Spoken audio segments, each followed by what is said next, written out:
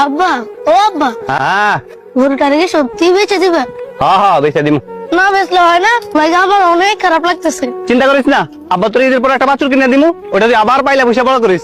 ওর সাথে আমি ছোটবেলা থেকে বড় হয়েছি, ওর লাগে অনেক মায়া হয়। মন খারাপ করিস না বাপ, গরু বেচা তোর নতুন জামা কাপড় কিনে দিমু। আর ওই ঈদের দিন ঈদ বোনাসও দিমু, যা।